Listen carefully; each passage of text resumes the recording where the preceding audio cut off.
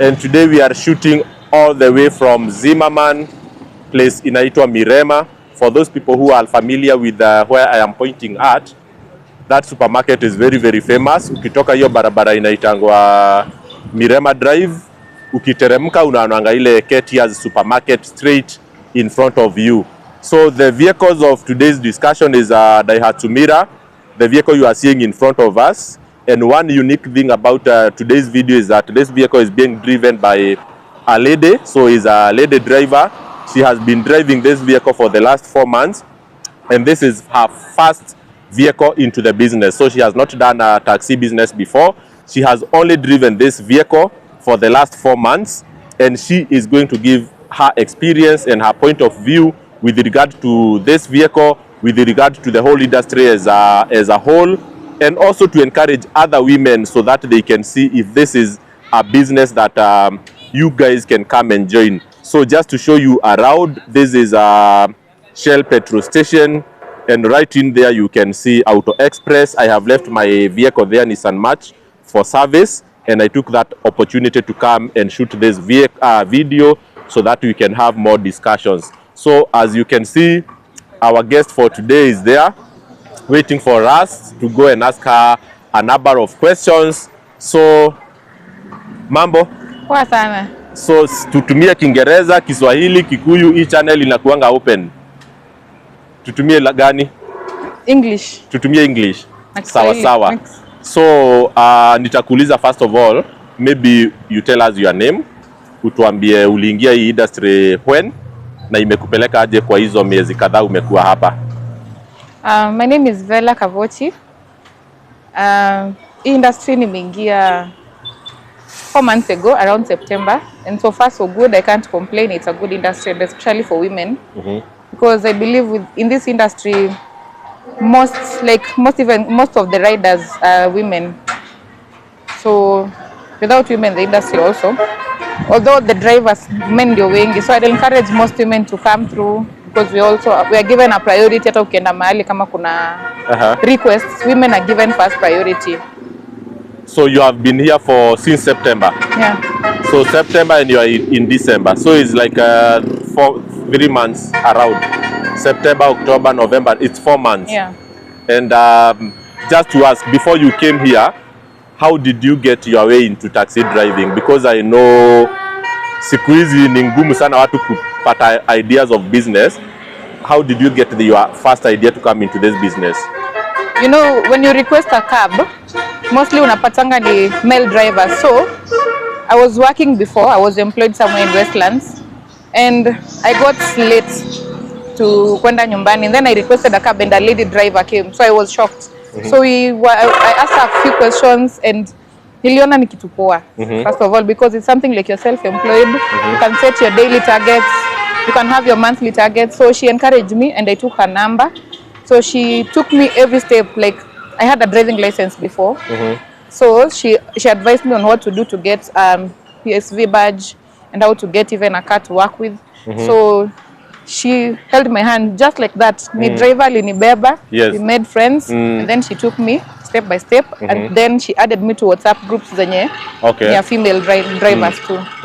So that's how I got here. Wow, that's a nice driver who decided just to help you out.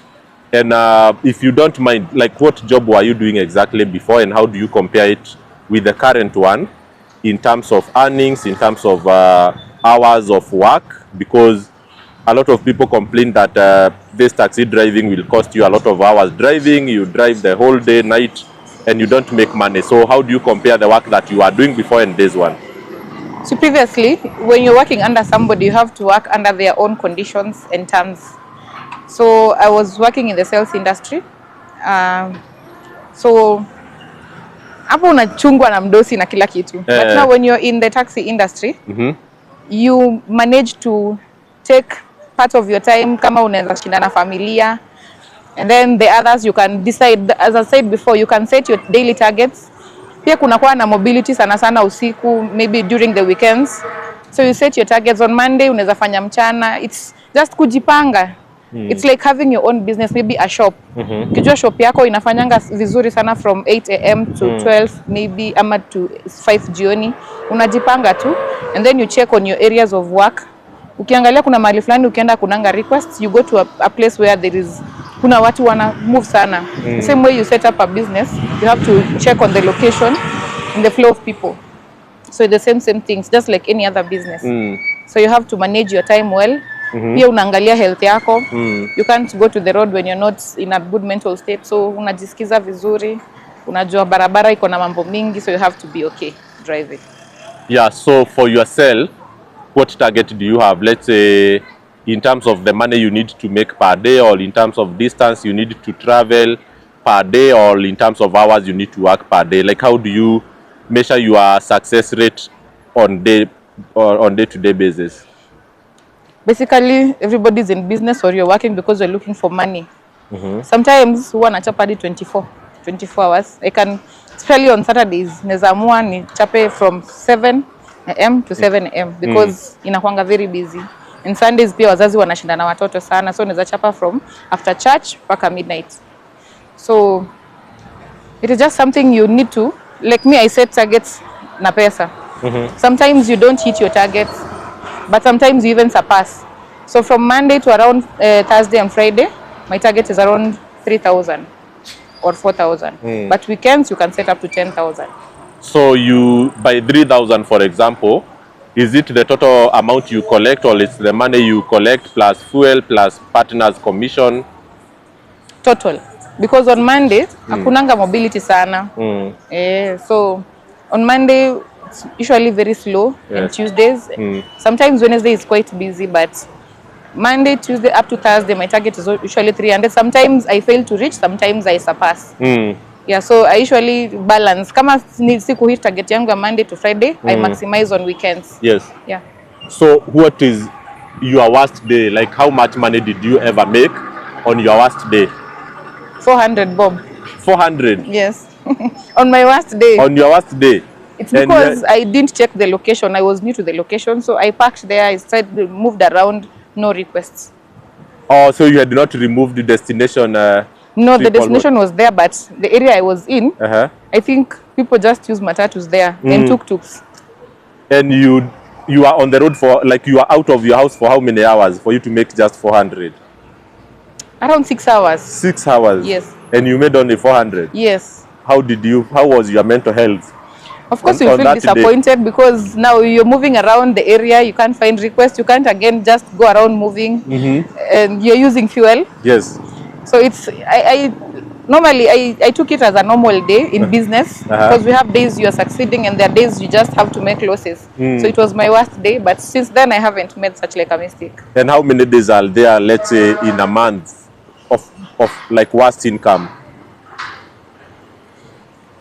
I say since I started, I haven't experienced such because ni kujituma tu. Usipojituma, in this business utakosa requests ziko because you're not using one app, you're using several apps. So as at now, I've already known my areas of, like when I go to a certain area, I won't miss a request. I won't stay for long because the maximum I have stayed in an area without a request is 1 hour since that day. Yeah. So if you see there is no request, you move into a higher demand zone. Yeah, set destination to a demand zone. Then I start moving towards that region. Yes. And now on your best day, like how much have you ever made on a very, very good day? And how frequent are those good days in a week? My top most earned amount was 12,000. And it was on a weekend, on a Saturday. I was just moving towards pali watu wanalewalewa. Because, so I'd say zote hazikuwa za app because we have good clients wanakupea tips. If a trip imekupatia 500, mwingine anakupea 700. So that was my worst, my good day, my best day.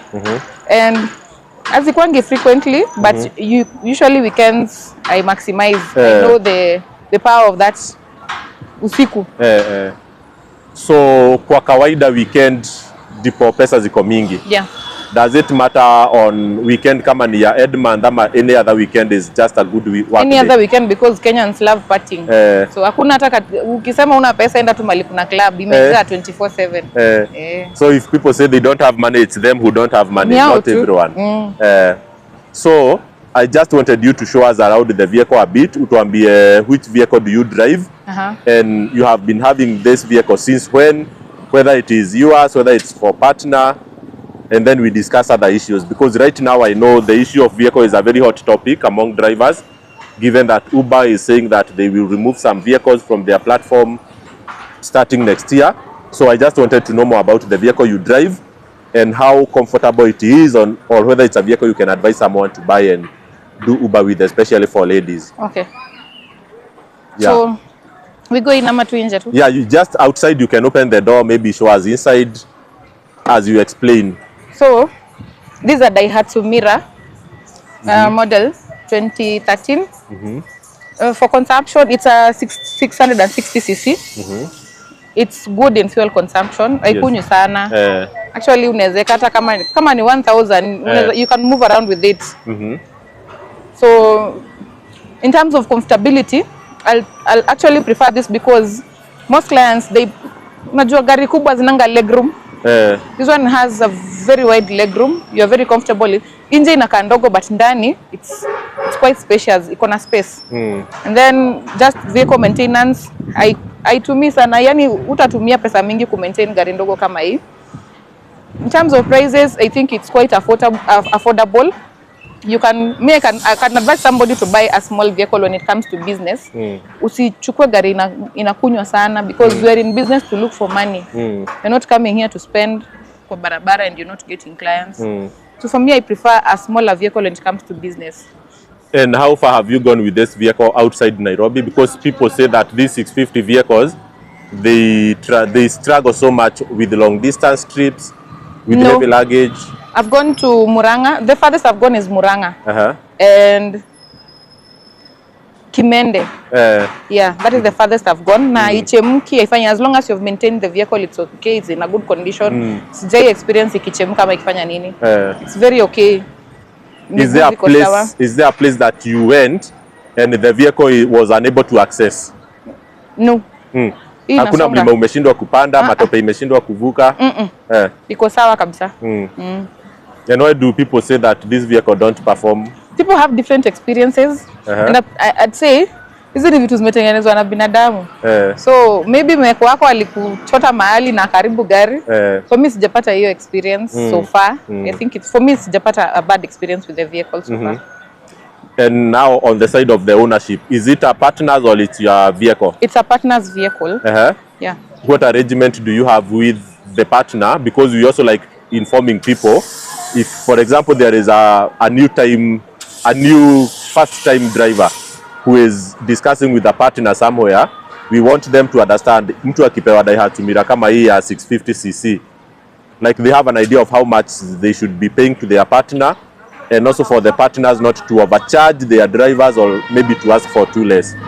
Can you give us an idea of like how much you give your partner? I give out 1400 per day. How much? 1400. 1400. Yeah. So I believe it's just a matter of sitting down with your partner and agreeing on the terms. For me, I had agreed on a daily basis, but sometimes on Monday vile nakonga slow wasingi, then I maximize on the other days. So if I fail to pay maybe Monday, Tuesday, Wednesday, I just clear it over the weekend, so that I don't go to the next week with a balance. So that's why if you're having a partner's vehicle, you have to push yourself to work harder, because usipochapa your job utabaki na deni huku. But I believe if you work hard, you're not gonna work for somebody for so long. You should have your targets of getting your own. Yeah. And the 1400, how do you feel about it? Is it high, or you strain, or it's comfortable with the earnings you make? It's quite high. But again, hakuna kitu rahisi. So lazima tu ukubali. So it's quite high. If you are a partner today and you give your car like this one to a driver, having done this business, like how much do you think is a fair request from the driver, from yourself? I think 1000 per day is good. 1000? Maximum 12. Yes. And how will the partner pay back the vehicle, given that this is a vehicle that is selling today of around 800k? If they are given 1000, It depend yeye aliweka ngapi huko. Although sasa sisi tulisikizana hiyo 1400 because pia ilikuwa ya loan alikuwa analipa pia, so nili understand. Yeah, so that's why I need to just to push myself harder. Yeah, so I think tukienda kumalizia, your general perception of the business, do you think is a profitable business or is a business of slavery? Because there is this word of slavery that has been said so much by so many drivers, that this business is here to exploit drivers, it's here to make young people poorer. But from the months you have been there, do you think it's a business that you can build your wealth by becoming a driver? Yes, you can. As much as you can also make profits from it, there's some losses just like any other business, as I said before. I think in terms of partnership, ndio huwa tunafeel iko exploiting kidogo because the price is too much and sometimes you can miss. Because getting even that 1500, you need to have pushed yourself harder. Because I would say partners hawana shida, drivers hawana shida. The only problem you're having is the apps. Like for I don't want to mention names, but apps zinapeana discounts sana, and clients like riders won't understand hizo discounts zinafinya the driver now. So I would say partners don't have any problems, drivers don't have any problem. The problem you're having is the apps and the commission they are taking. They're still taking commission, they're still giving riders discounts. That is one thing that is exploiting the drivers now. Yeah, because you struggle too much to get even that 300 bob. Your distance ya 300 dikwangi kidogo na fuel pia unaona iko juu. Yeah, so if our apps can just consider reducing the amount of commission, we can actually maximize on this, because it's trying to kufinya that unemployment crisis that is in Kenya. It's a good business because watu wanapata jobs hapo. Yeah, so instead of just sitting there, you can just look for that PSV badge, look for somebody akupe gari umfanyie job, and you make your own fortune from there. Pushing yourself harder, you can make something. Yeah.